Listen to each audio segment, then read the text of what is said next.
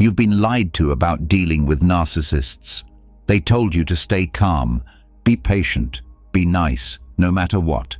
They said, if you're kind enough, gentle enough, quiet enough, they'll eventually change. They'll see your worth. But if that were true, why do you still feel like you're walking on eggshells? Why does it always feel like you're giving more and getting less? Why do you still feel small, drained, and never enough? The truth is, being nice to a narcissist doesn't fix them. It feeds them. They don't want your kindness. They want control. They want your silence, your guilt, your endless apologies. And the more you give, the more they take. But Stoic philosophy breaks the cycle. Marcus Aurelius, Seneca, Epictetus. They didn't waste time pleasing manipulators. They mastered the art of inner strength. They showed how to protect your peace without shouting, how to say no without guilt, how to walk away without fear. Tonight, you stop trying to win their approval. You stop trying to be the good one and start becoming the strong one. As you listen, something will shift.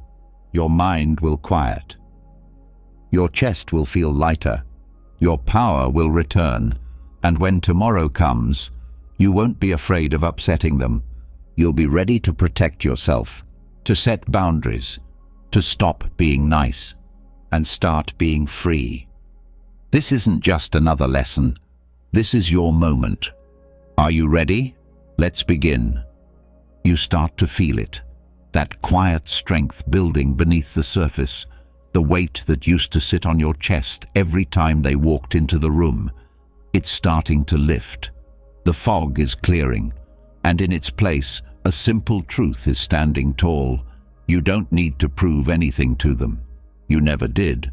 For so long, you were trained to respond, to react, to say something when they mocked you, to defend yourself when they twisted your words, to comfort them after they hurt you.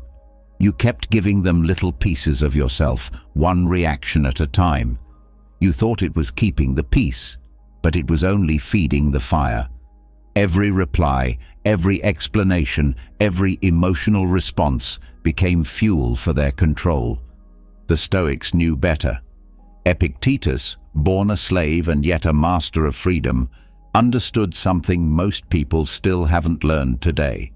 That true power isn't in controlling others, it's in controlling yourself. He taught that if someone can disturb your peace, it's because you gave them the keys to your mind. And that's exactly what narcissists are after. Not your kindness, not your love, but your reaction, your validation, your emotional energy. The moment you pull that away, the game starts to crumble. Narcissists thrive on attention, not just praise, but any kind of emotional investment. You defend yourself, they feel important. You try to fix the relationship, they feel powerful. You cry, you yell, you beg, you explain. They win. Because even your pain centers them. Even your silence, if it's coming from fear or guilt, becomes part of their power. So the goal isn't just to stay quiet. The goal is to disconnect from their need for validation completely. Not coldly, not out of revenge, but from clarity. It starts with this shift.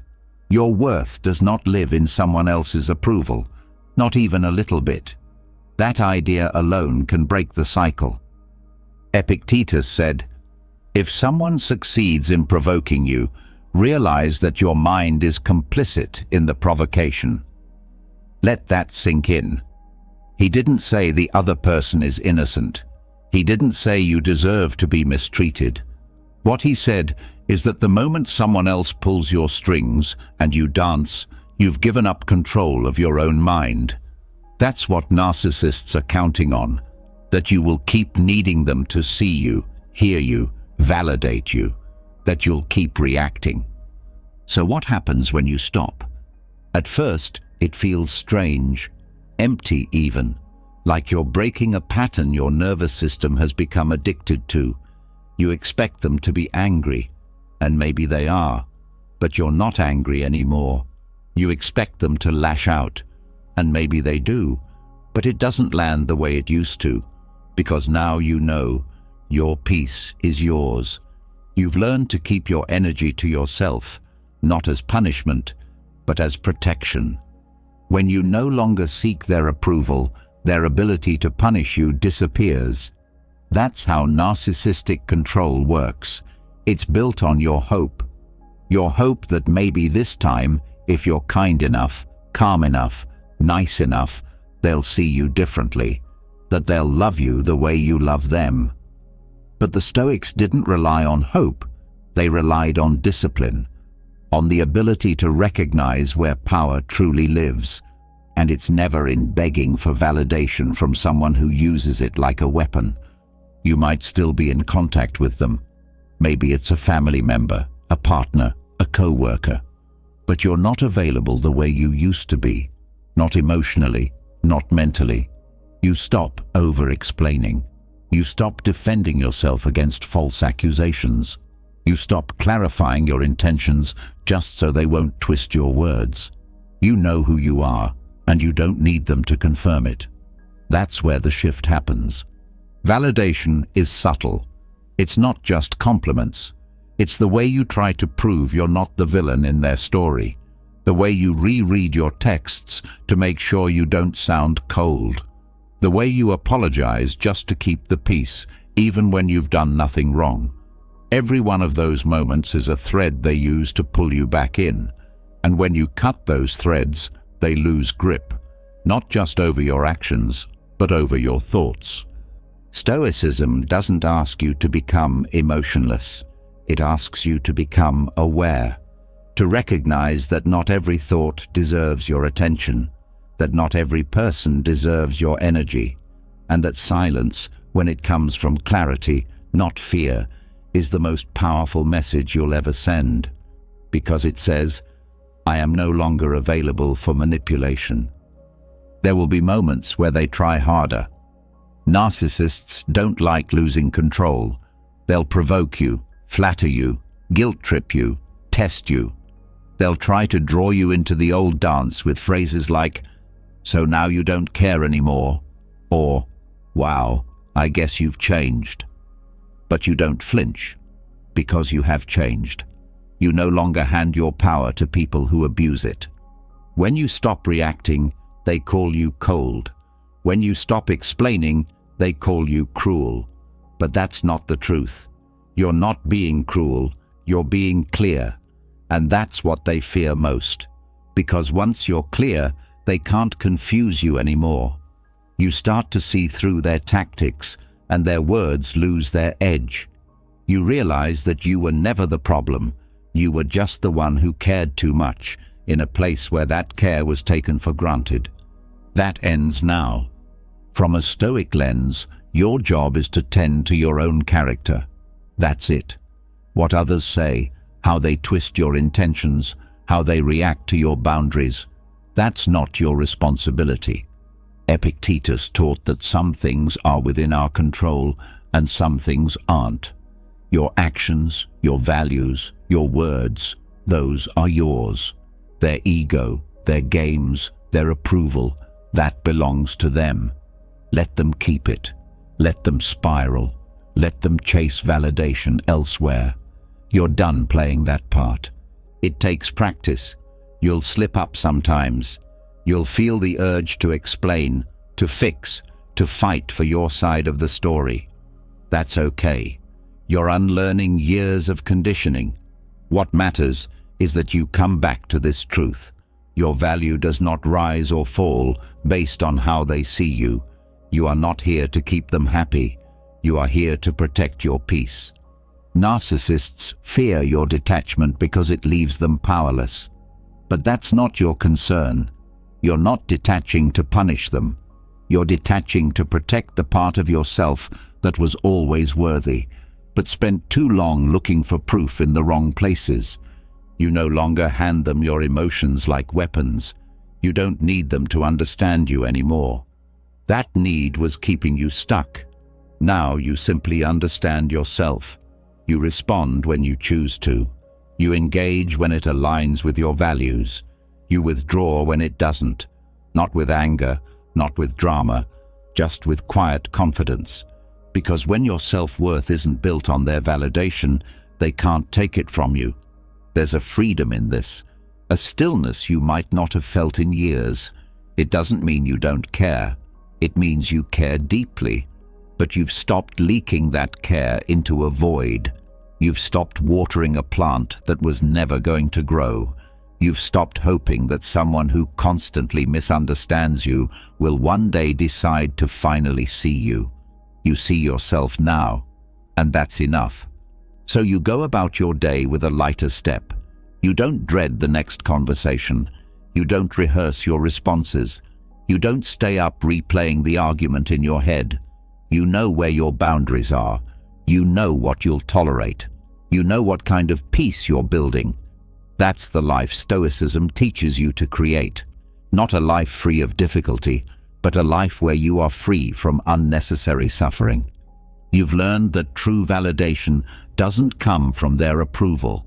It comes from how well you guard your integrity, how calmly you walk away from chaos, how steadily you stay true to your values, even when no one claps for it. And when you feel that old urge to explain yourself rising again, pause. Take a breath. Return to your center. Ask yourself, does this serve my peace, or does it feed their ego? Then choose accordingly. This is the new way forward. You're not looking for their validation. You're not waiting for their apology. You're not hoping for their understanding. You're anchored, clear, unavailable for manipulation, available only for truth. And the best part? They can feel it. They know something has changed. You're no longer playing the part they wrote for you. You've left the stage, and you've taken your power with you. Not with a fight, with silence, with strength, with sovereignty. You are no longer a source of their supply. You are a source of your own peace, and that changes everything. And just like that, you stop being their mirror. You stop reflecting their moods, their words, their chaos. You stop bending yourself to keep the peace. You stop searching their face for permission to feel okay. You no longer play their game, not because you're cold, but because you're awake. And now that you've pulled your energy back from the places it was being drained, something else begins to stir. A deeper shift. Not just in how you act, but in how you see. Because there's still one more piece they use to control you: perspective. When you're close to a fire, all you feel is the heat. All you think about is the burn. But take a few steps back, and something changes. You start to see it for what it is: small, contained, manageable. You stop panicking, and you realize you don't need to run. You just need to stop standing so close. Narcissists make their world feel like the only world. Their crisis becomes your crisis. Their insults feel like truth. Their praise feels like oxygen. Everything is urgent. Everything is personal. But what if it's not? What if their words don't have to define your day? What if their moods aren't your responsibility? What if their manipulations are just noise, and you've been standing too close for too long? That's where the Stoics lead you next. Marcus Aurelius, emperor of Rome and student of life, had access to unimaginable power. But even he knew that real strength didn't come from control over others. It came from control over perspective. In his meditations, he returned again and again to one idea: a practice that would make even the heaviest emotions feel lighter. He called it seeing from above, taking yourself out of the narrow view and seeing your life and theirs from a higher, wider place. The moment you do this, something breaks, not in you, but in their hold on you, because when you zoom out, you stop reacting like they're the center of your world. You begin to see that their behavior, no matter how loud or cruel, is small in the context of your life. And more importantly, you realize it's not about you. It never was.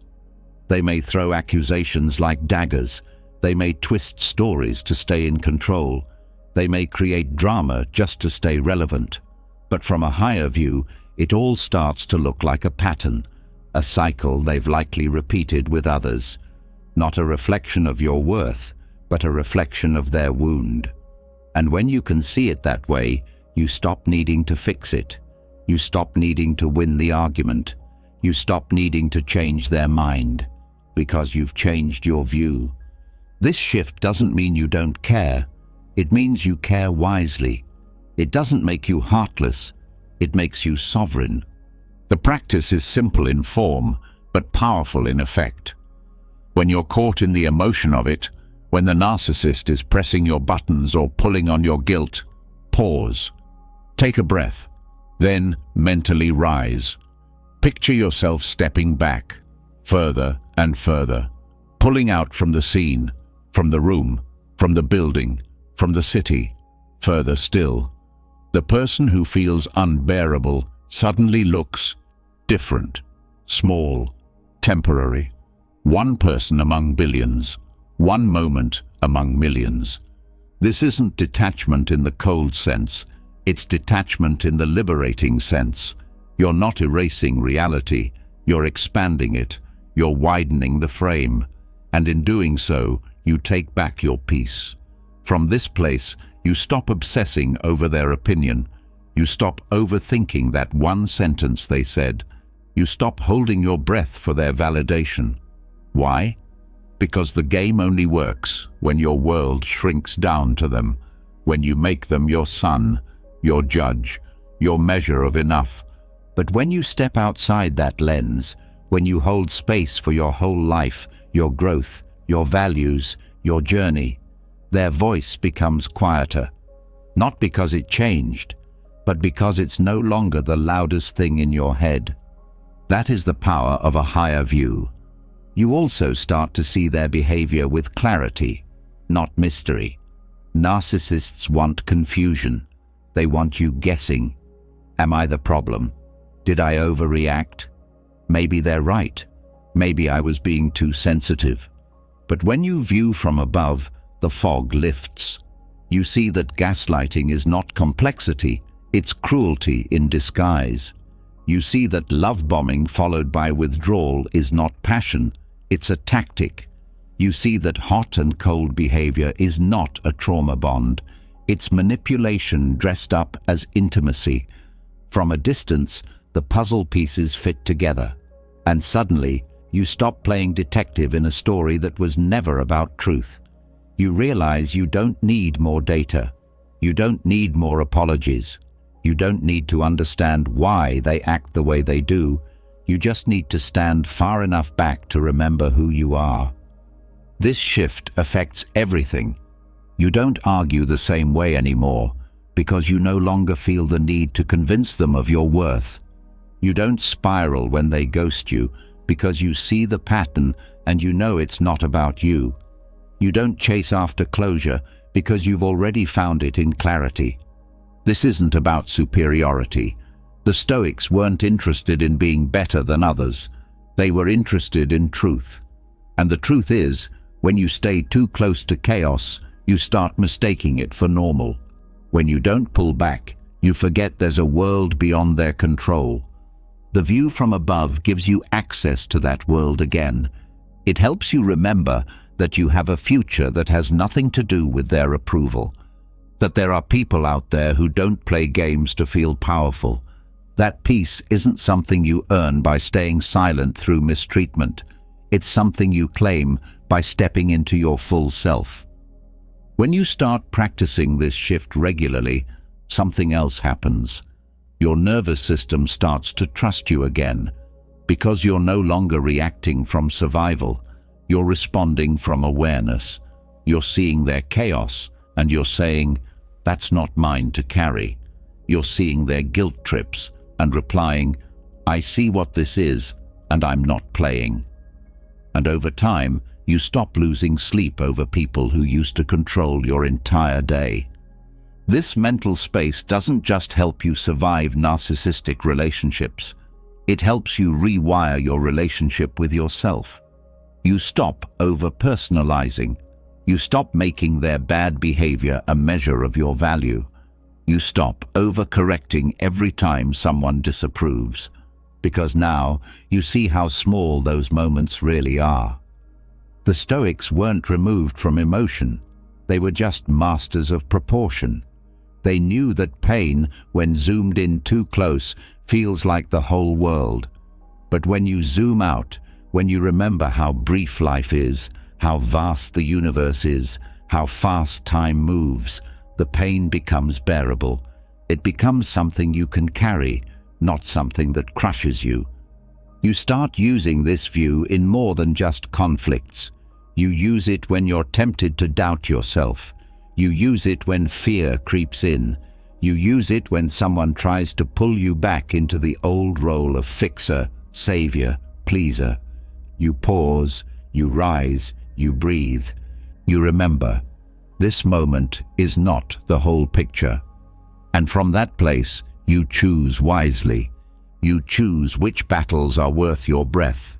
You choose which conversations deserve your heart. You choose which people earn your time, not by begging, but by honoring your peace. It's a quiet strength. No fireworks, no grand speeches, just calm decisions made from a higher view. And yes, there will be moments where your view slips, where you get pulled back into the drama, where you find yourself reacting, defending, proving again. That's okay. You're not failing. You're learning. The beauty of this practice is that it's always available. You can return to it any time, even in the middle of conflict, even after you lose your center. You can pause, rise, and reclaim the bigger picture. That's what Marcus Aurelius did, daily. As an emperor, a soldier, a philosopher. He faced betrayal, stress, and disappointment on levels most people never will. And yet he wrote, "You have power over your mind, not outside events. Realize this, and you will find strength." This wasn't a theory for him. It was survival, and it can be yours too. Because once you've seen the view from above, you can never unsee it. You walk differently, speak differently, choose differently. You stop living like you owe anyone your peace. You stop apologizing for taking up space in your own life. And you start building something that no narcissist can touch: perspective, clarity, freedom. So the next time they raise their voice, rise higher. The next time they try to guilt you, pull back.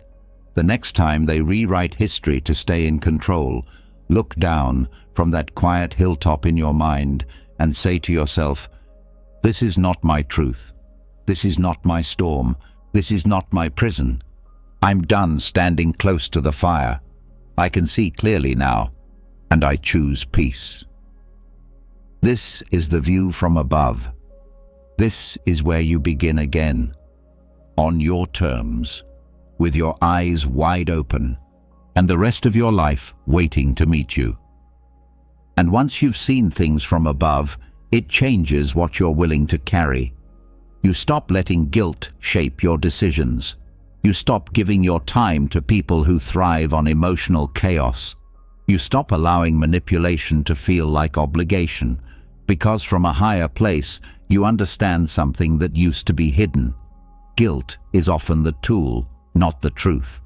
And when someone needs you to feel bad in order to feel powerful, the most dangerous thing you can do is not fall for it. But how do you actually get there? How do you stay steady when someone's guilt-tripping you with words like, "After everything I've done for you," or "I guess I just don't matter to you anymore"? How do you hold your boundaries when your chest tightens and your mind starts spinning, telling you that maybe they're right, maybe you are the problem? That's where the deeper work begins. And the Stoics knew exactly where to start. You train for it. You don't wait until you're in the storm to start building your shelter. You practice discomfort on purpose. You rehearse difficulty, not to suffer, but to become unshakable when the moment arrives. And for the Stoics, this wasn't just a mindset. It was a habit, a daily practice, because they understood something most people still resist. If you want to be free, you have to become strong enough to withstand pressure, especially the emotional kind. Seneca taught this with urgency. He warned that comfort makes us fragile, and fragility makes us vulnerable to the worst kind of harm, not pain, but manipulation. When you've never trained yourself to sit with discomfort, even small emotional pressure can make you fold. But when you've practiced staying calm in hard conditions, you stop being so easy to move. And narcissists? They are experts at using guilt like a lever. They don't need truth on their side. They just need you to feel bad. If they can make you uncomfortable enough, they know you'll give in. That's the tactic. They don't argue to understand. They accuse to corner. Their words are designed to make you feel responsible for their emotions, their chaos, even their past. And once you feel responsible, you give up control. But here's the truth the Stoics lived by. You can train your mind to hold that discomfort without collapsing. You can teach yourself to sit with guilt without obeying it. And the more you practice, the easier it becomes to see guilt for what it really is, a sensation, not a command. This practice begins with small decisions. You say no to something you'd normally say yes to, just to avoid a reaction.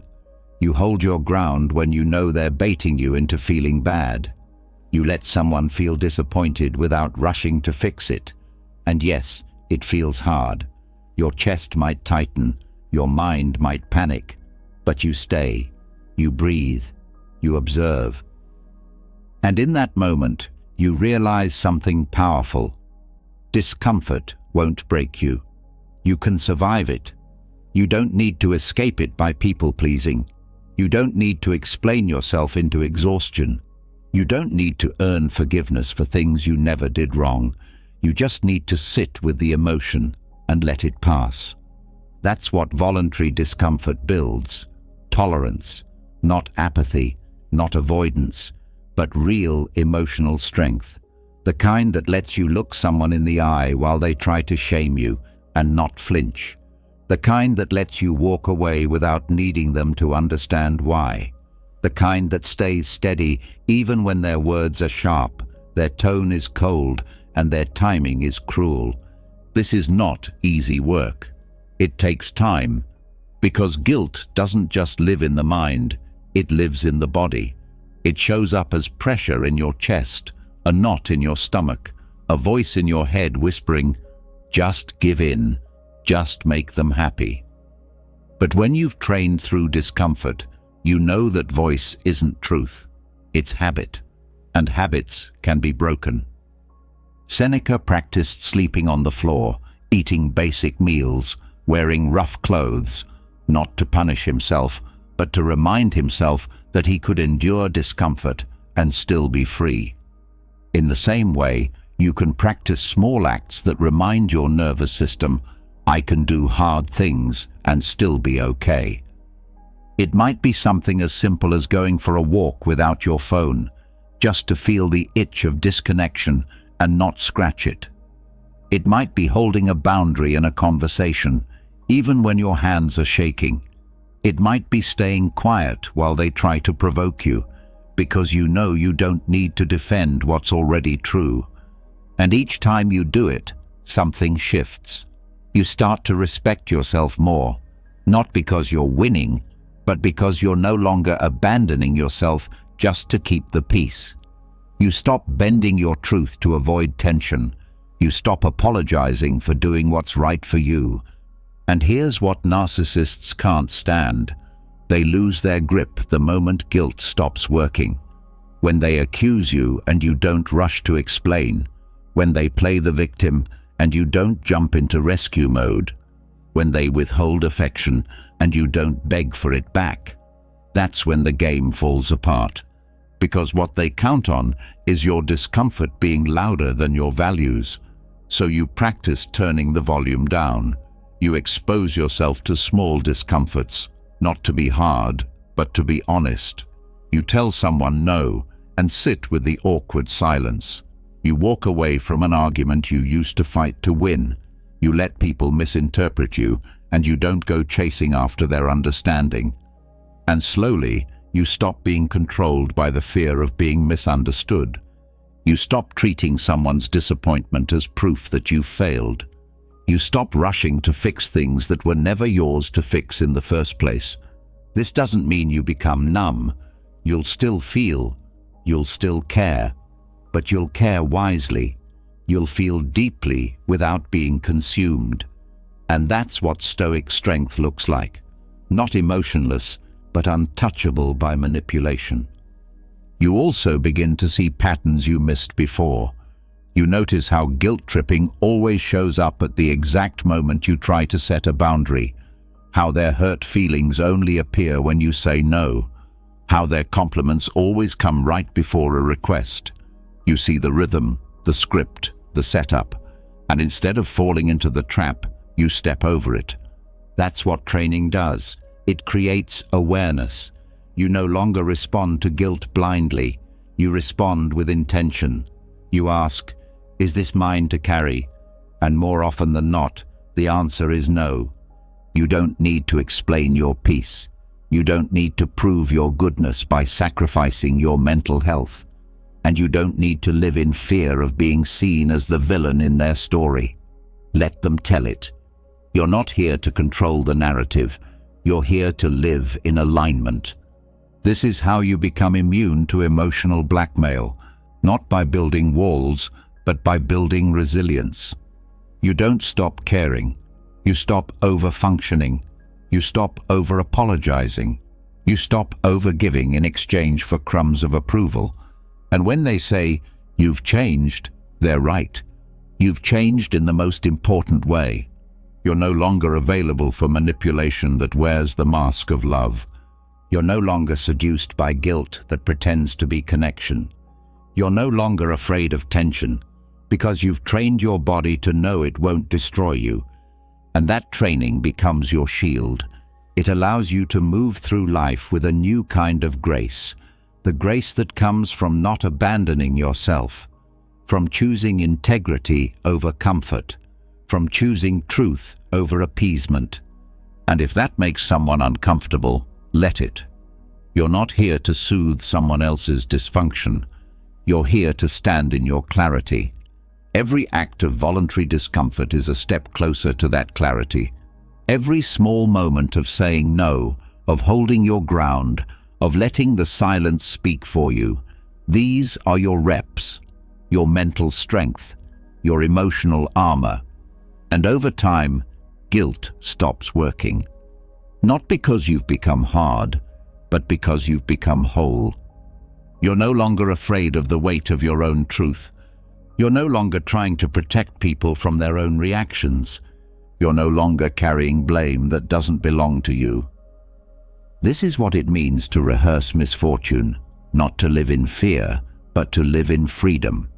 To know that you can feel guilt and still choose your peace, that you can feel discomfort and still act in integrity, that you can feel the urge to please and still say no.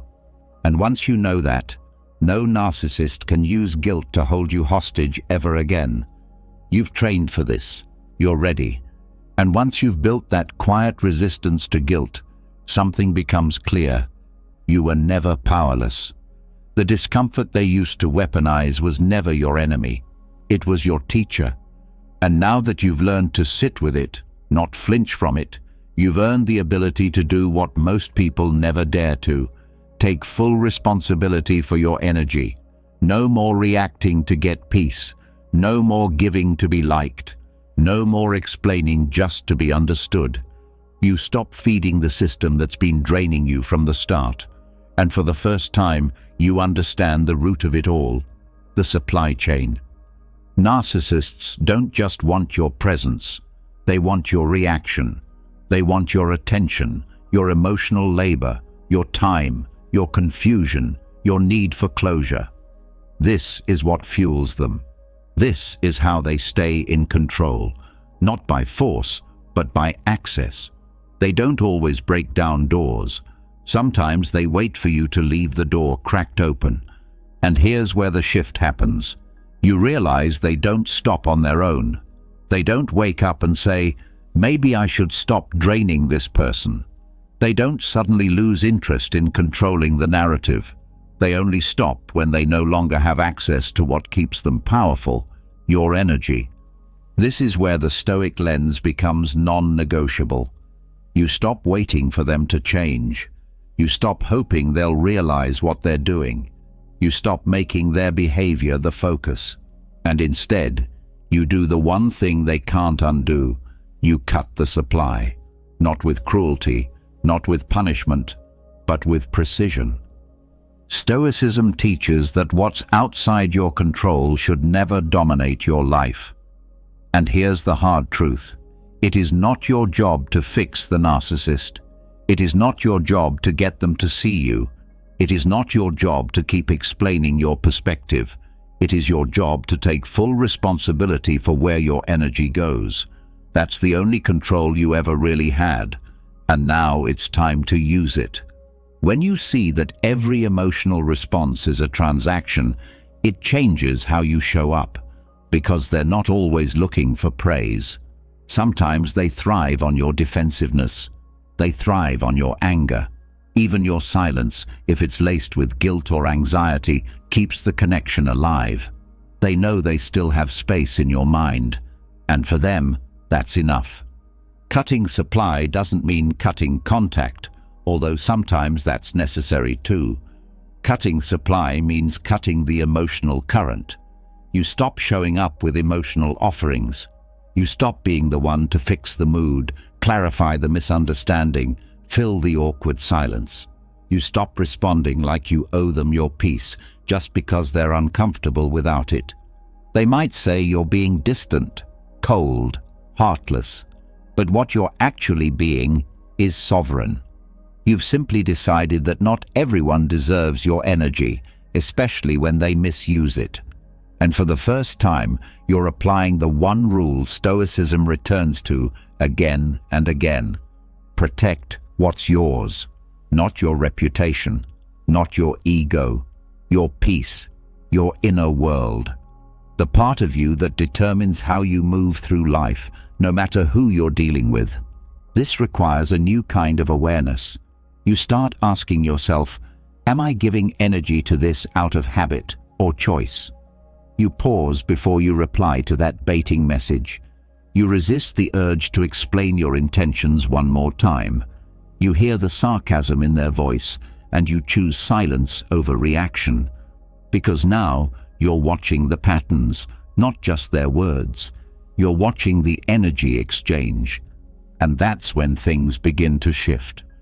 When they no longer get the same emotional return, they escalate or disappear. That's the test. That's where most people get pulled back in. Because the moment they pull away, your nervous system remembers the old dance. You start thinking, maybe I should say something, maybe I should fix this. But what you're actually feeling is the discomfort of withdrawal from a system that was never fair to begin with. When someone has fed off your emotions for long enough, your silence will feel like starvation, and their panic might show up in different forms: love bombing, sudden kindness, rage, guilt-tripping. But none of it is real connection.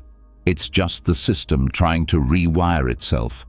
This is where you hold the line, because the person who manipulates your empathy is not confused. They're strategic. And every time you return to comfort them, explain yourself, or smooth over their reactions, the message you send is clear. You still have access to me, even if your words say otherwise. So now, you make a different decision. You don't argue, you don't prove, you don't beg. You remove yourself from the role you were never meant to play. You stop being the source of energy they never earned, and you learn to sit in the quiet that comes after breaking the cycle. Because yes, it can feel strange at first. You're not just cutting the supply for them, you're cutting it for the version of you that thought you had to give and give and give just to feel safe. You're letting go of a survival pattern, one where your identity was tied to keeping the peace, being agreeable, making sure nobody's upset with you. But peace that depends on you being emotionally depleted is not peace, it's performance. And when you stop performing, you start healing. Cutting the supply is not about being better than them, it's about being loyal to yourself. You stop tolerating the people who confuse your silence for weakness. You stop keeping the doors open for those who only knock when they're hungry for control. And most of all, you stop expecting them to suddenly become accountable for the things they've always blamed you for. This is what Stoicism teaches at its core. You do not control how others behave. You only control how you respond. But let's go deeper. You don't even owe a response every time. Silence, when chosen from clarity, is a full sentence. Walking away is a statement. No longer explaining yourself is closure. And in that decision, you reclaim your space. You start choosing who gets access, not based on history, not based on shared blood, not based on guilt, but based on how they show up, based on how they treat your boundaries, based on whether they honor your time, your words, your presence. You shift from being emotionally available to anyone who demands it, to being emotionally committed only to those who've earned it. And it changes everything. You stop feeling exhausted after every interaction. You stop replaying conversations in your head. You stop shrinking to make them comfortable. Because you're no longer playing your part in their performance. You're writing your own story. Cutting supply isn't about isolation. It's about clarity. You can still love people without letting them drain you. You can still care without carrying. You can still forgive without forgetting who they showed you they are. Because now you understand that your attention is currency, and you've been handing it out like it's worthless. Not anymore. This is the truth most people avoid. No narcissist can manipulate you without your participation. It's not about blame, it's about responsibility. And responsibility is power. You stop making excuses for why you keep feeding the dynamic. You stop hoping they'll evolve if you just love them harder. You start protecting your peace like it's the most valuable thing you own, because it is. You start asking real questions. What part of me still wants their approval? What part of me is afraid to walk away? What am I still hoping to prove, and why? You stop waiting for closure and realize it's in your hands. It always was. The moment you stop supplying what they're addicted to, attention, emotional reaction, validation, they start to fade from your system, maybe not physically, but emotionally. And that's where the real freedom begins. You'll see the shift. They'll say things like, "You're different now. You don't care anymore. You've changed." They'll be right. Because you finally understand what they don't. Your peace is not up for trade. Your energy is not a resource they can drain without consequence. You're not their mirror, not their savior, not their emotional anchor. You are responsible for what you give, and you've decided to give yourself back. No need for revenge, no need for dramatic exits, just clear, calm, consistent boundaries backed by quiet strength. This is the new way forward, where your energy is sacred, where your silence is chosen, where your worth is no longer handed out to those who abuse it. And as that clarity takes root, something powerful happens. You stop looking for them to change, because you've already changed everything that matters. And when you finally stop handing them your energy, you see the truth behind what you once called kindness. You start questioning every moment you stayed quiet to avoid conflict, every time you smiled while hurting, every apology you gave just to make them feel better. You begin to realize that what you thought was kindness wasn't kindness at all. It was survival. It was fear. It was self-erasure, dressed up as politeness. This is the part where the world's definition of kindness starts to fall apart. You were taught to be nice, to be agreeable, to never be the reason someone else feels uncomfortable. But that kind of kindness, when used in the presence of manipulation, becomes dangerous, because it stops being a gift and starts becoming a weakness, something they exploit to keep you silent, compliant, and stuck. Stoicism never asked you to be nice. It asked you to be just. And there's a difference. Niceness bends, justice stands. Niceness says yes to avoid tension. Justice says what is true, even when it shakes the ground. Niceness makes everyone else comfortable at your expense. Justice makes things fair, starting with you. When Seneca and Marcus Aurelius spoke of virtue, they didn't describe it as making others happy. They described it as aligning with reason, truth, and justice. And that means kindness isn't always soft. Sometimes it's sharp. Sometimes it says no. Sometimes it walks away. Sometimes it says, "You don't get to treat me this way, not because I hate you, but because I've learned to respect myself." And that is what narcissists can't handle. They don't fear cruelty. They thrive in it. They know how to play in chaos. But fairness, boundaries, measured strength that doesn't shout but doesn't budge either, that's where their games collapse. Because when your kindness comes from justice, not fear, not guilt, not people-pleasing, they can't control it. They can't twist it. They can't use it against you. They can't pretend it's obligation. They either meet it with mutual respect or they fall away. When you stop seeing kindness as something you owe and start seeing it as something you choose, everything changes. You no longer give to be seen as good. You give when it's right. You speak up even when your voice shakes. You disappoint people when the alternative is betraying yourself. And most of all, you stop mistaking self-abandonment for compassion. You become firm but not cold, clear but not cruel, decisive but not detached from your values. This is Stoic kindness, and it's a kindness with edges. It protects as much as it offers. It's rooted in justice, because justice is what makes kindness real. If it's not just, it's not love. If it's not grounded in truth, it's not care. If it's only given to avoid rejection, it's not virtue, it's fear. You start to look back at every moment you gave more than you had and realize you were trying to be seen as good by someone who only saw you as useful.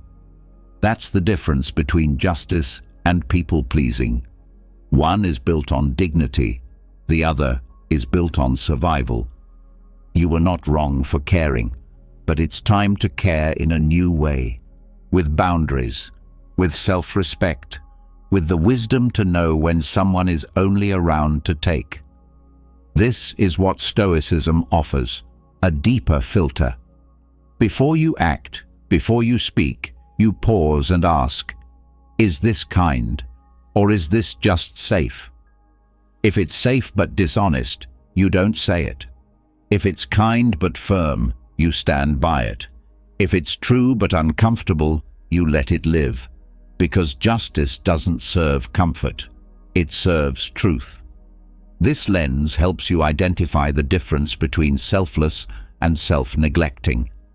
Selfless actions come from abundance. You give because it overflows from a grounded place. Self-neglecting actions come from fear. You give because you're afraid of the consequences if you don't. The first builds connection. The second builds resentment. And resentment is the quiet poison that turns kindness into a lie. So you shift. You slow down.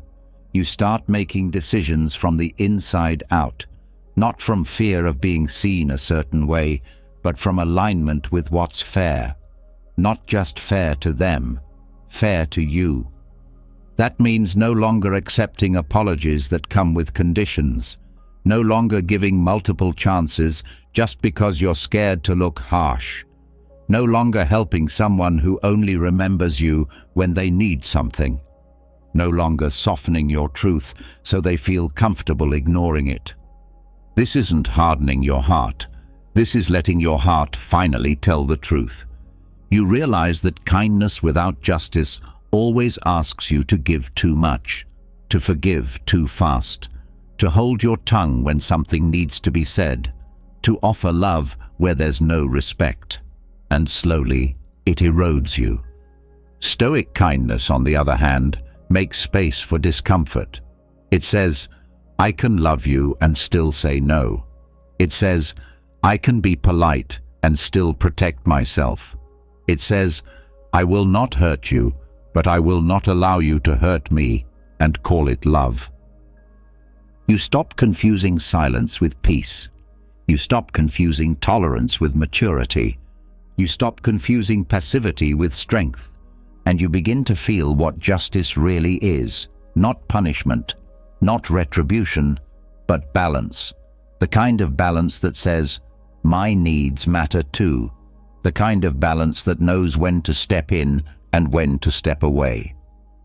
This is especially important when dealing with narcissists, because they will always try to define your kindness for you. They will say things like, if you really cared, you'd forgive me, or if you were a good person, you'd give me another chance, or you're just being selfish now. But here's what they don't understand.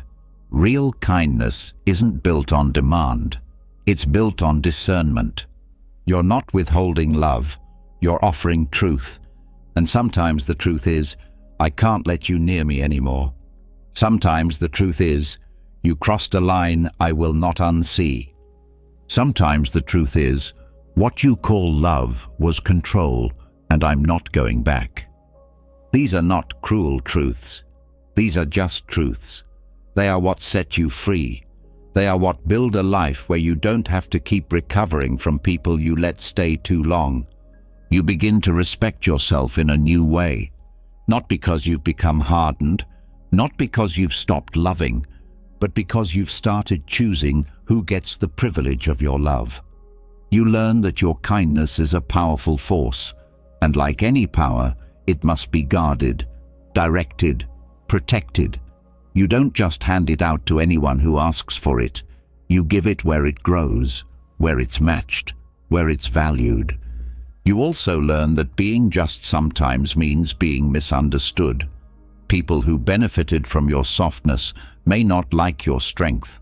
People who relied on your compliance may call your boundaries selfish.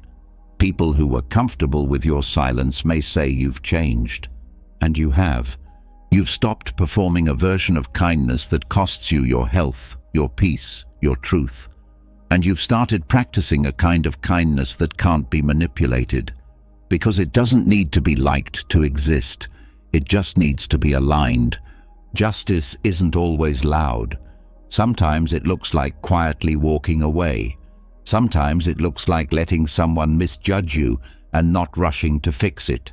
Sometimes it looks like protecting your space, your time, your energy, not with walls, but with wisdom.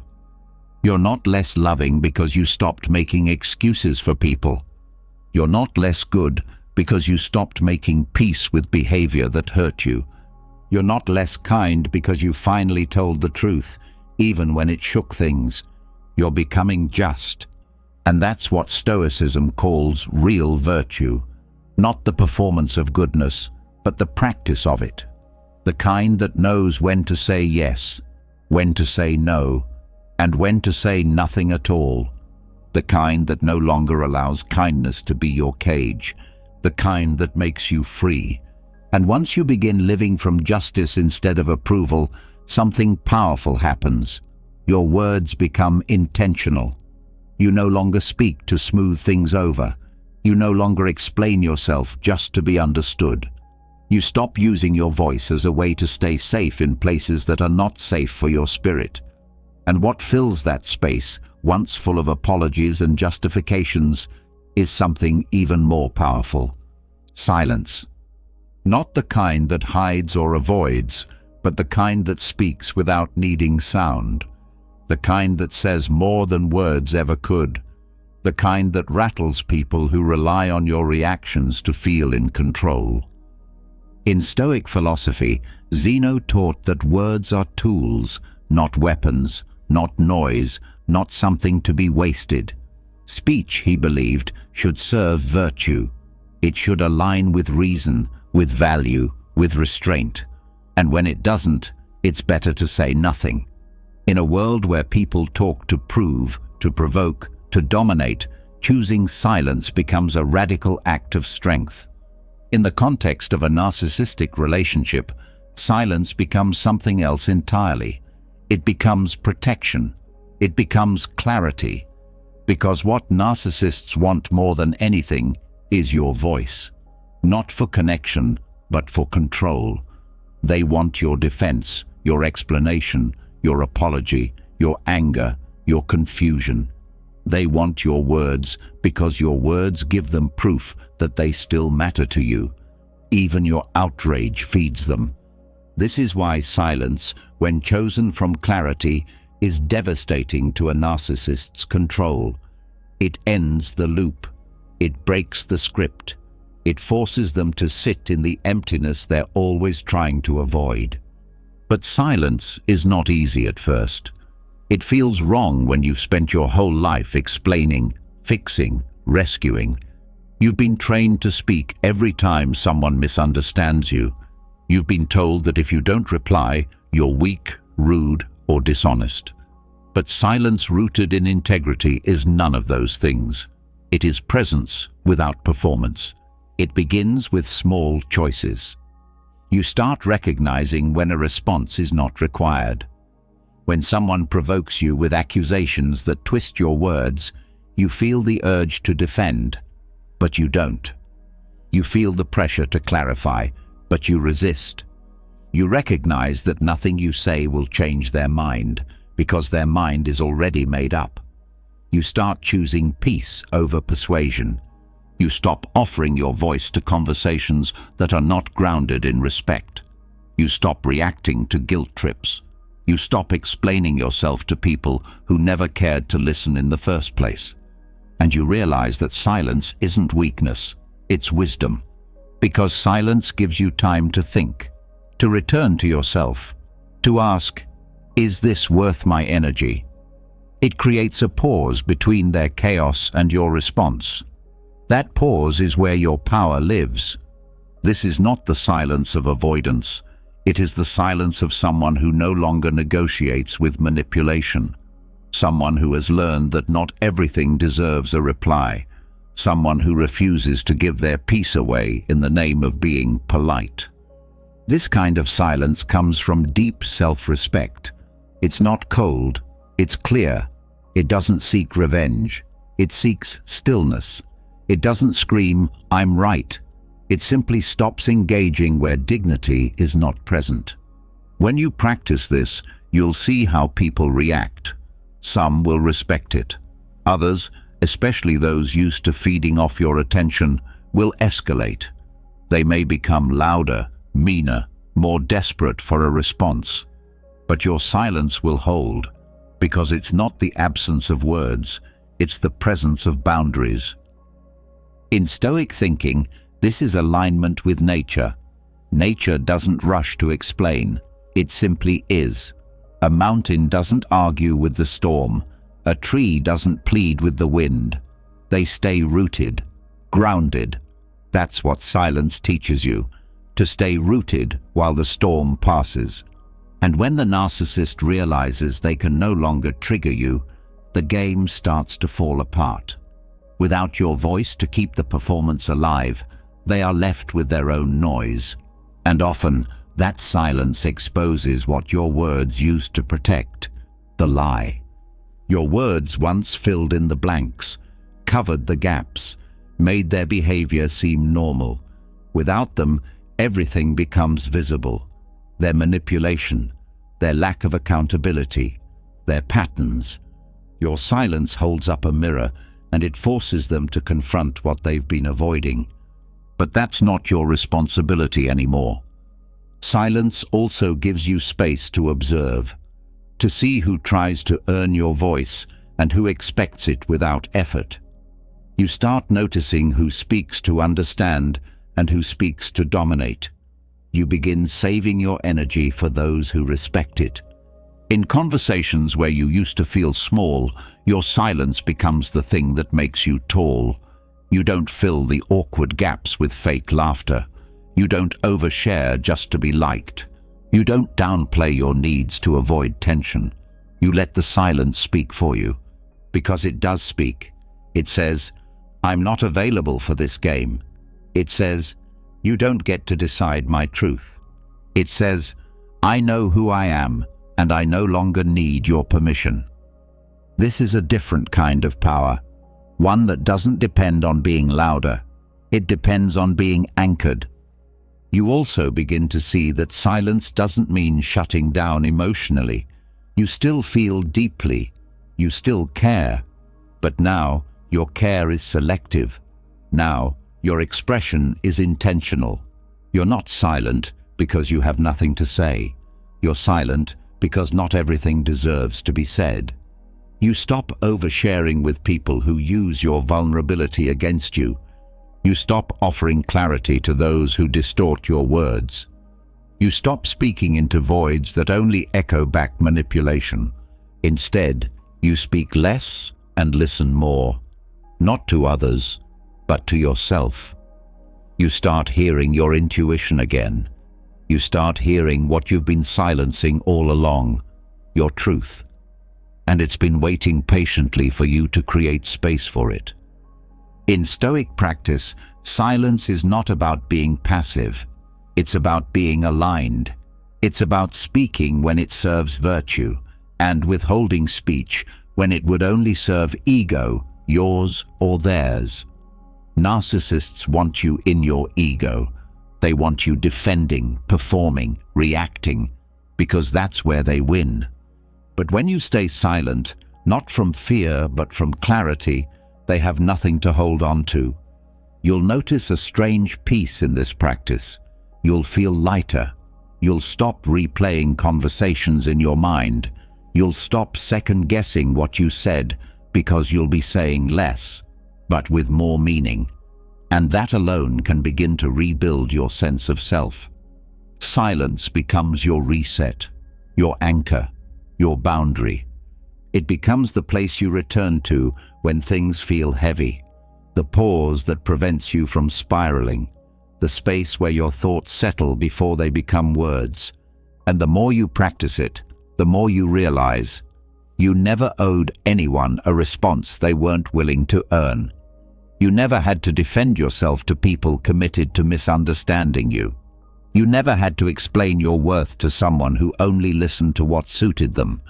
You just needed permission to stop. That permission lives in silence, not the silence of fear, the silence of self-possession, where you say nothing, not because you have nothing to say, but because you've said enough, where your stillness is not absence, but presence, where your silence is not surrender, but strength. This is how Stoicism reshapes the role of your voice. You use it when it builds, when it clarifies, when it connects, and when it doesn't, you return to the power that doesn't need to speak to be heard. The power that knows when to let noise collapse into itself. And that is the kind of power no narcissist can touch. You've seen the truth now. Kindness without wisdom becomes self-destruction. Silence, when rooted in clarity, becomes power. Boundaries are no longer optional, they're sacred. And the energy you once gave away so freely, it's yours again. You've stopped chasing their approval. You've stopped defending your worth. You've stopped mistaking guilt for connection.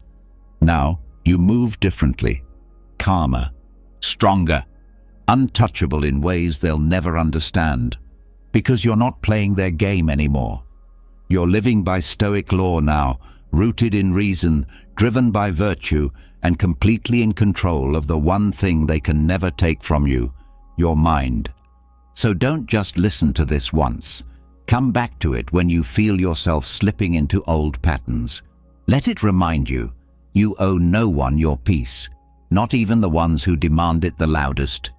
If you've made it this far, I want to hear from you. Drop a comment below and write, "I reclaim my energy." Let the world know this time, you're not going back. And if this spoke to something deep inside you, hit that subscribe button and turn on the bell. There's more where this came from.